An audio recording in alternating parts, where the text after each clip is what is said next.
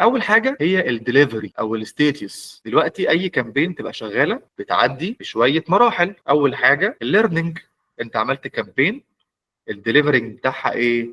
بتتعلم، الالجوريزم بيتعلم. بعد ما تتعلم بتخش في حاجه اسمها مراجعه، تتعلم تتراجع لغايه لما ربنا يكرمها وتبقى ايه؟ اكتف. طيب دلوقتي الكامبين بتاعتي اكتف، انا ممكن اعمل الكامبين دي ايه؟ ممكن تبقى كومبليتد.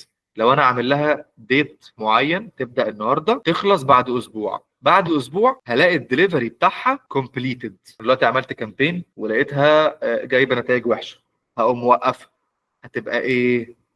انكتف، وقفت. طيب انا دلوقتي عملت الكامبين والدنيا جميله، بس عايز اعمل لها بوزنج. بخش، هقول لكم ازاي برضو، بدوس بوز، بوقفها. اول حاجه اسمها ديليفري. ديليفري دي الكامبين بتمر زي ما اتفقنا بمراحل، مرحله تعلم، مرحله مراجعه، لغايه لما ايه؟ ربنا يكرمها تبقى اكتف. دلوقتي انا كنت حاطط لها اند ديت، فلما الاند ديت يخلص بتبقى كومبليتد. طيب ما خلصتش وانا دخلت وقفتها، تبقى ايه؟ ان اكتف. ممتاز. الاكسبريشن ده من ضمن الاكسبريشنز المهمه جدا جدا جدا، لازم تعرف تفرق ما بينه وما بين الاكسبريشن اللي بعده. يعني الفرق بين الريتش والامبريشن ده مهم جدا. حلو. دلوقتي انا عملت ايه؟ كامبين اويرنس، انا عايز اوصل لاقصى عدد من الناس. انا حطيت بادجت معينه 100 جنيه. ال 100 جنيه دي وصلت ل 1000 بني ادم، فال 1000 بني ادم دول يعتبروا ايه؟ ريتش. انا وصلت ريتش، وصلت ل 1000 بني ادم. طيب الامبريشن، الامبريشن ده احنا قلنا في الريتش انا وصلت ل 1000 واحد، كل واحد فيهم الاعلان ظهر له كام مره؟ الريتش انا وصلت لكام واحد؟ الامبريشن الاعلان ظهر كام مره لكل شخص؟ يعني ممكن تلاقي ان الريتش 1000، الامبريشن مليون. ده معناه ايه؟ ان لكل واحد انا ظهرت له اكتر من مره لغايه لما بقى الامبريشن مليون.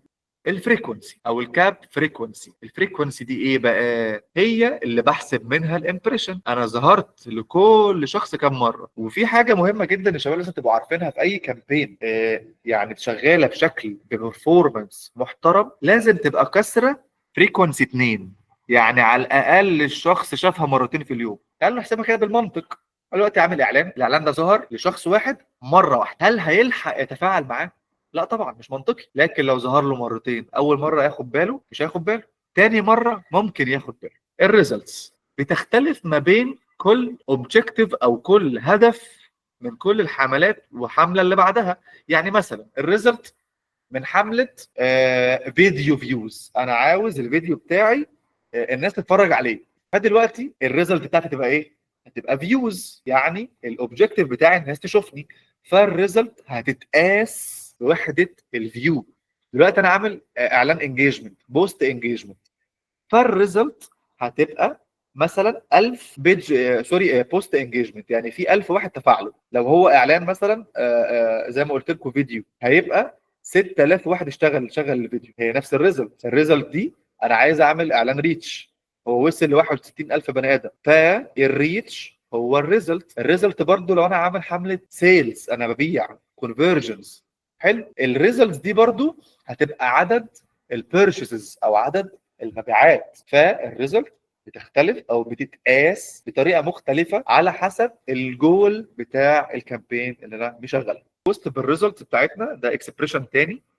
الكوست بالريزلت ده طبعا بيختلف زي ما اتفقنا، لان دي ريزلت. فالكوست بالريزلت انا هتحاسب ازاي على الريزلت دي؟